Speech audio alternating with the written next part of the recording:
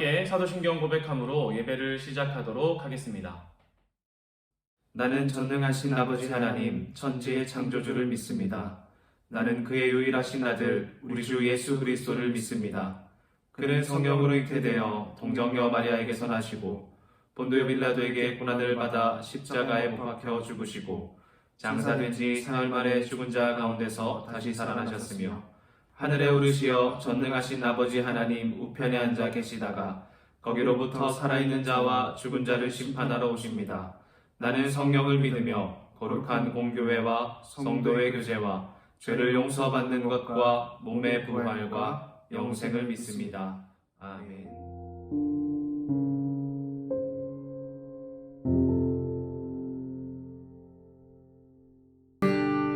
다 함께 찬양하면서 주님께 나아가지 않겠습니까? 주보혈 날 정결케 하고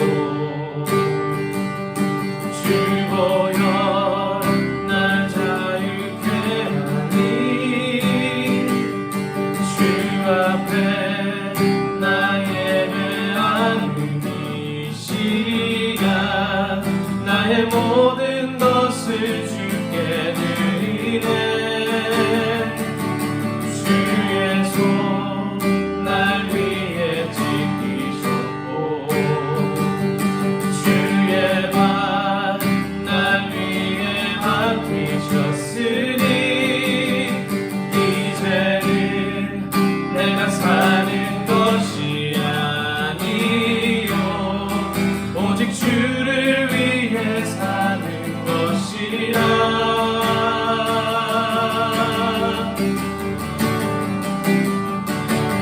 주의 손에 나의 손을 포개고 또 주의 발에 나의 발을 포개어 나 주와 함께 죽고 또 주와 함께 살리라 영원토록 주 위에 살리라 주의 손에 나의 손을 포개고 또 주의 발에 나의 발을 포개어 나 주와 함께 죽고 또 주와 함께 살리라 영원토록 주 위에 살리라 주 위에 살리라 주의 손 날 위해 주의 손 날 위해 지키셨고 주의 발 날 위해 맡기셨으니 이제는 내가 사는 것이 아니요 오직 주를 위해 사는 것이라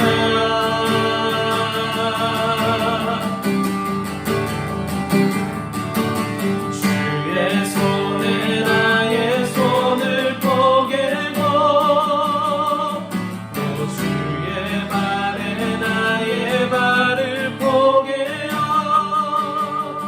나 주와 함께 죽고 또 주와 함께 살리라 영원토록 주 위에 살리라 주의 손에 나의 손을 포개고 또 주의 발에 나의 발을 포개어 나 주와 함께 죽고 또 주와 함께 살리라 영원토록 주 위에 살리라 주 위에 살리라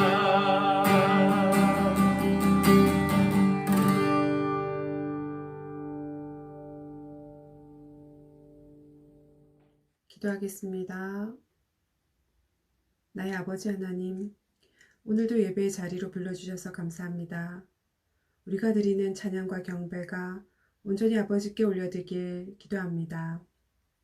아버지, 중간고사가 끝났다 싶은데 또 한 달 뒤면 기말고사가 있습니다. 잘 준비하여서 신난 여름방학을 맞을 수 있도록 최선을 다하게 도와주세요. 시험을 치고 나니 어느덧 5월입니다. 아름다웠던 꽃잎은 떨어져 잎사귀가 되었고 세상 모든 것들은 변하고 악해지고 질병으로 가득합니다. 천지를 창조하시고 나와 우리를 창조하신 아버지, 이 모든 것을 허락하신 아버지, 나의 믿음도 허락하소서. 친구를 위해 기도하게 하시고 코로나로 인해 어려움을 겪고 있는 이웃을 위해 기도하게 하소서. 질병으로 고통받고 있는 이웃을 위해 기도하게 하시고 우리나라와 우리 민족을 위해 기도하게 하소서. 교회를 위해 기도하게 하시고 우리 중고등부를 위해 기도하게 하소서. 또한 말씀으로 힘을 얻게 하시고 마지막 때에 어둠 속에서도 빛의 자녀로 담대함으로 평안하게 하소서. 늘 기쁨이 넘치게 하시고 공부하는 이 어려움도 잘 이기게 하소서. 하나님 아버지께 영광 올리는 아들딸 되게 하소서. 주님 한 분만으로 나는 만족하다는 고백이 입술의 고백이 아니라 내 영혼의 고백이 되게 하소서. 오늘 말씀 전하실 전도사님 머리 위에 아버지께서 축복하시고 전하는 말씀이 듣는 우리들에게는 영혼의 양식이 되게 하소서. 오늘도 우리와 동행하시며 내 믿음의 크기를 키우시는 살아계신 우리 주 예수 그리스도 이름으로 기도합니다. 아멘.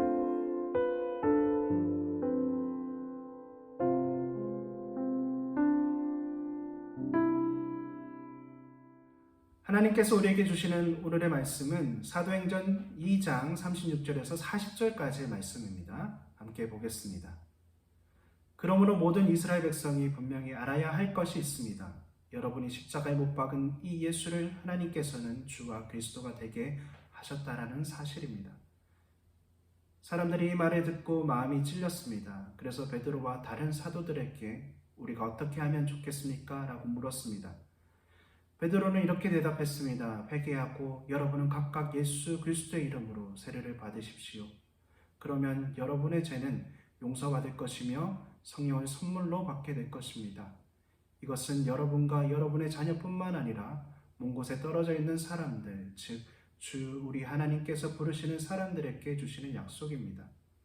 베드로는 이 밖에는 다른 여러 말로 그들에게 호소하고 이 약한 세대에서 구원을 받으라고 권하였습니다.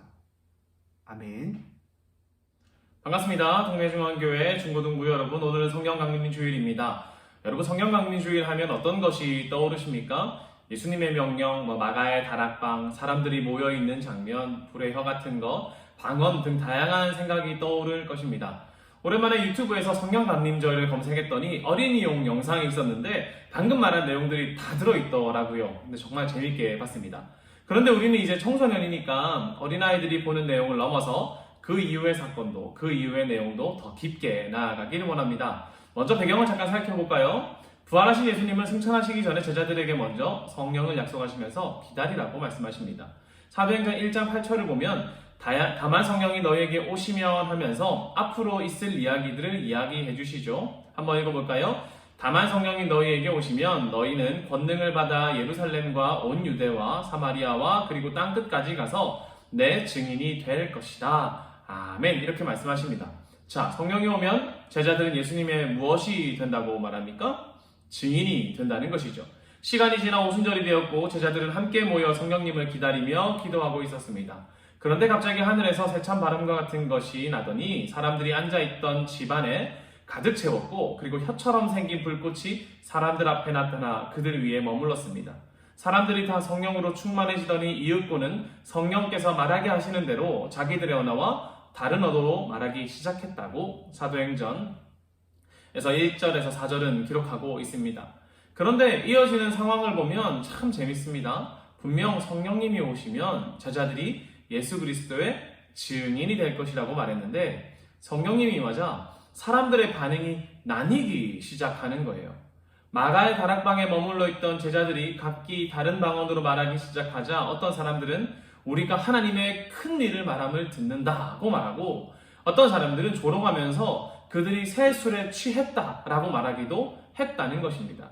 우리가 생각하는 하나님의 일이 시작될 때라면 영화처럼 뭔가 멋있고 뭔가 확실하게 드러날 것 같은데, 맞죠? 뭔가 변신하는 장면처럼, 뭔가 웅장한 장면, 이제 뭔가가 시작될 것 같아 하는 느낌처럼 시작될 것 같은데 꼭 그렇지만은 않은 것 같다는 것이죠.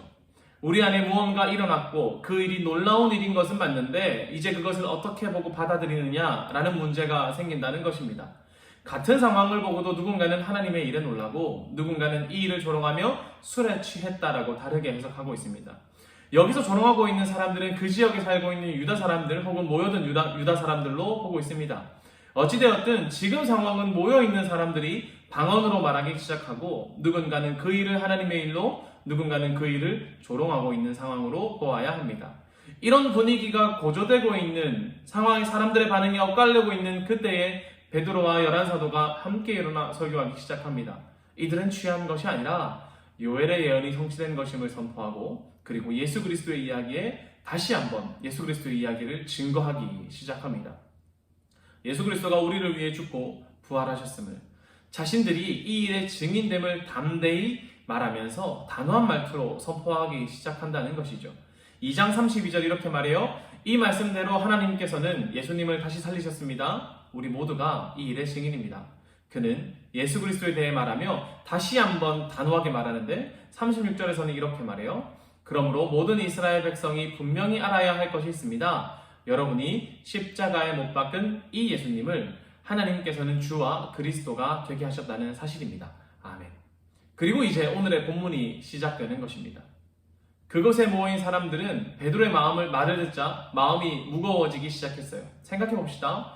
그들은 왜 마음이 무거웠을까요? 한번 상상해 보자면 그들 중에는 예수님을 못 박으라 외친 사람이 있을 수도 있고요. 분위기에 휩쓸려서 혹은 잘 알지 못한 채 예수를 죽이라고 말했거나, 아니면 마음속으로는 예수님 가짜야, 예수님은 진짜가 아니야 라고 생각했던 사람도 있을 것입니다. 아니면 예수님을 죽이라고 하지는 않았는데 베드로의 설교를 듣고 나니까 구약에서 약속된 메시아를 자신의 유다 형제들이 죽이라 외쳤다는 것에 대해서 공동체적인 부담감을 느꼈을 수도 있겠지요. 어찌되었든 성경의 예언대로 그가 우리를 위해 죽었다는 사실은 변하지 않는다는 것입니다. 누구를 위해서요? 지금 우리를 위해서요. 비록 하나님이 그 일을 시작하셨다고 하더라도 사람들의 마음엔 자신들이 예수님을 죽였다는 마음의 무거움을 쉽게 버리지는 못했을 것이라는 거죠. 그래서 그들은 베드로에게 물어봅니다. 우리가 어떻게 해야 하냐고 말입니다. 그러자 베드로가 이렇게 말합니다. 38절입니다.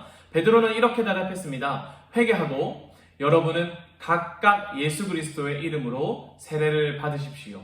그러면 여러분의 죄는 용서받을 것이며 성령을 선물로 받게 될 것입니다. 아멘. 여러분, 예수님이 사역을 시작하시면서 하신 선포 무엇인지 아십니까? 회개하라, 천국이 가까이 왔다, 이 이야기였습니다. 그런데 예수님께서 사역을 시작하시면서 하셨던 선포를 이제는 베드로가 외칩니다. 회개하라. 근데 저는 이렇게 생각합니다. 바로 여기 이 장면에서 예수님께서 말씀하신 증인의 삶이 시작되는 것이 아닐까 하고 말이죠. 무슨 말이냐면 예수님의 증인이 되는 삶은 사람들이 놀랄 만한 능력을 받는 데서 시작하는 것이 아니라 예수 그리스도가 전한 메시지를 전달하는 데 있다는 것입니다. 바로 우리가 죄인임을 깨닫고 그리스도께로 나아오는 것, 이것을 증언하는 것이 증인된 삶의 시작이라는 것이죠. 요한복음 16장을 보면 성령님이 하시는 일이 어떤 일인지 예수님께서 가르쳐주고 계십니다. 8절에서 9절인데 한번 볼까요? 보혜사가 오시면 그분은 죄에 대하여, 의에 대하여, 심판에 대하여 세상이 잘못 생각한 것들을 책망할 것이다. 그분은 사람들이 나를 믿지 않는 것이 바로 죄라는 것을 말해 주실 것이며. 아멘. 성령님이 우리에게 오셔서 먼저 무엇 하신다는 것입니까? 선악을 알게 하신다는 것입니다. 우리가 생각할 때 성령이 오시면 뭔가 능력을 가지고 사람들이 놀랄 만한 일을 행해야 할 것 같지요. 뭔가 방언을 말한다거나 뭔가 기적을 베푼다거나 그럴 것 같지만 오히려 성령님께서 우리에게 오셔서 하시는 일은 우리가 죄인이라는 것을 깨닫게 하신다라는 것입니다. 내가 하나님 앞에 죄인임을 깨닫는 것, 내가 달려가야 할 길이, 죄인된 내가 달려가야 할 그 길이 예수 그리스도를 향한 길이라는 것을 깨닫는 것은 우리의 생각, 우리의 합리적인 이성으로 되는 것이 아니라 성령님께서 우리에게 깨닫게 하신다는 것이죠. 마치 베드로의 설교를 듣고 마음이 무거워진 유대인들과 같이 말입니다. 죄는 주님을 모르는 것이고 우리는 회개함으로 용서를 받을 수 있습니다. 또 예수님의 이름으로 세례를 받고 성령을 선물로 받게 된다는 것이죠. 예수 그리스도의 이름으로 세례를 받는다는 것은 어떤 상징적인 행위만을 말하는 것이 아닙니다. 우리 얼마 전에 세례 받은 친구들이 있지요. 세례를 받는 것은 세례 받는 사람의 머리 위에 예수 그리스도의 이름을 말하므로 이제 나는 예수님의 권능 아래에 들어가게 되었다는 고백이며 내 삶이 예수님 아래에 있다라고 선포하는 것입니다. 세례는 예수님의 죽음에 나도 동참하는 것이며 그가 걸어간 길을 함께 걷는 것이기에 그의 죽음에 동참하며 그가 살아난 것처럼 나도 그로 인해 살아나는 것입니다. 그 결과 그의 죄가 사해짐과 동시에 성령을 받게 되는 것입니다. 그런데 이제 놀라운 것이 무엇인지 아십니까? 본문의 39절입니다. 이것은 여러분과 여러분의 자녀뿐만 아니라 먼 곳에 떨어져 사는 사람들, 즉 주 우리 하나님께서 부르시는 사람들에게 주시는 약속입니다. 아멘. 이제 이 약속은 몇몇의 제자들에게만 머물러 있는 것이 아닙니다. 지금 이 자리, 여기에 있는 사람들에게만 어울리는 약속이 아니라 세상을 향해 나아간다라는 것이죠. 이 증인된 사람들을 통해서 이 약속이, 하나님의 약속이 세상을 향해 뻗어나간다라는 것입니다. 여러분, 예수님의 마지막 명령이 무엇인지 아십니까? 마태복음 28장 19절에서 20절은 이렇게 말합니다. 그러므로 너희는 가서 모든 민족을 제자로 삼아라. 아버지와 아들과 성령의 이름으로 세례를 주어라. 내가 너희에게 말한 모든 것을 지키도록 가르쳐라. 보아라. 내가 너희와 세상 끝날까지 함께 있겠다. 아멘. 예수님의 마지막 명령은 바로 성령님이 오신 이 사건으로 인해 또 성령님께서 죄인됨을 깨닫게 하시는 그 사건으로부터 시작됩니다. 어떤 것이요? 복음이 세상 가운데로, 열방 가운데로 흘러가는 것 말입니다. 사람들의 눈이 휘둥그레질 만한 능력이 나타났을 때가 아니라 오히려 예수 그리스도를 선포하고 사람들이 자신의 죄악을 깨닫는 순간부터 예수님의 명령이 실행되고 시작되는 것입니다. 여러분, 교회라는 곳은 이렇게 시작되었습니다. 놀라운 능력뿐만 아니라 예수 그리스도를 선포하고 죄인됨을 깨닫는 자들이 회개하고 그리스도의 이름으로 세례를 받음으로 그리고 또 그들이 세상에 나가 복음을 증거하는 증인의 삶을 삶으로 교회가 시작되었다는 것입니다. 여러분은 교회이십니까? 여러분을 통해 성령님이 일하고 계십니까? 또 여러분의 삶을 통해 성령님이 일하시기를 원하십니까? 여러분을 통해 성령님이 어떻게 일하셨으면 좋겠습니까? 어떤 능력으로 나타나기를 원하십니까? 아닙니다. 우리의 증인된 삶은 능력이 아니라 예수 그리스도를 선포함과 나의 죄인됨을 깨닫고 또 그 죄인됨을 깨달은 사람처럼 살며 예수님을 향해 달려가는 우리의 삶을 통해 증거되어지는 것입니다. 이적과 방언 같은 능력만이 성령님이 임하셨다는 기준이 아니라는 것입니다. 오히려 그것보다 더 본질적인 것, 바로 우리의 죄를 아는 것, 우리의 존재를 아는 것, 그것입니다. 방언을 할 때 그것을 본 사람들은 고민했습니다. 저것이 하나님의 일인지 술에 취한 것인지 말입니다. 그런데 예수님의 이야기를 하고 성령님이 일하자 사람들은 자신의 죄를 깨닫는다고 말하지요. 이것은 오해가 없었다는 것입니다. 그리고 그날 3,000명이 회개하고 세례를 받는다고 말해요. 우리의 일상에 성령님의 찔림이 없다는 것은 무서워해야 할 일일지도 모릅니다. 우리 예배도 드리고 말씀도 보고 또 부모님과 가끔씩 교회 얘기도 하고 친구들과 교회에서 만나기도 하는데 우리의 마음 가운데 이런 성령님의 찔림이 없다는 것은 무서워해야 할 일일지도 모른다는 것이죠. 성령님께서 내게 말씀하시는데 깨우치지 못하다니 그러면 우리는 무덤덤하게 악을 향해 달려갈 것입니다. 예수님 없이 사는 우리의 삶을 우리는 염려해야 한다는 것입니다. 아무리 능력이 있다고 해도 말이죠. 아무리 내가 능력이 많고 아무리 무엇인가를 잘해도 예수님 없이 사는 우리의 삶, 이것은 우리가 염려해야 될 일입니다. 하나님이 중요하게 여기시는 것은 능력과 은사가 아니라 오히려 우리가 죄를 알고 이제는 그리스도 아래에 서는 것에 하나님은 관심이 있기 때문입니다. 그러니 우리의 일상이 무덤덤하다면 우리는 주께 나아가야 할 것입니다. 저는 여러분이 예수님의 참된 증인이기를 원합니다. 능력이 아니라 우리의 존재를 깨닫고 주께 나아가 회개하고 주님 아래 살기로 작정하는 자, 그리하여 매일의 삶 가운데 담대히 예수 그리스도를 전하는 일에 마음을 쏟는 자, 그런 복음의 증인이 되는 그런 사람이 바로 여러분과 우리가 되었으면 합니다. 기도하겠습니다. 하나님, 우리가 성령님을 바라고 성령님께서 우리를 통해 일하시기를 원합니다. 하나님, 그런데 우리는 그때에 가끔씩 능력을 원하기만 하는 것 같기도 합니다. 하나님, 저는 이런 능력이 갖고 싶어요. 이런 능력을 하고 싶어요. 이런 기적들을 보고 싶어요. 라고 말할 때가 있는 것 같습니다. 그러나 성령님께서 우리에게 하시는 것은 먼저 그것보다 더 본질적인 것, 더 깊은 것, 바로 나의 존재를 깨닫게 하는 것입니다. 내가 하나님 앞에 주님을 모르는 사람처럼 살아가고 있는 나의 마음 가운데 찔림이 있는 것, 나의 마음 가운데 무거움이 있는 것, 내가 하나님 앞에 어떻게 해야 될까 안절부절하며 고민하게 하는 것, 그리고 무엇보다 주님 앞에 나아가 회개하고 주님의 성령님과 함께하게 하는 것이 성령님의 역사입니다.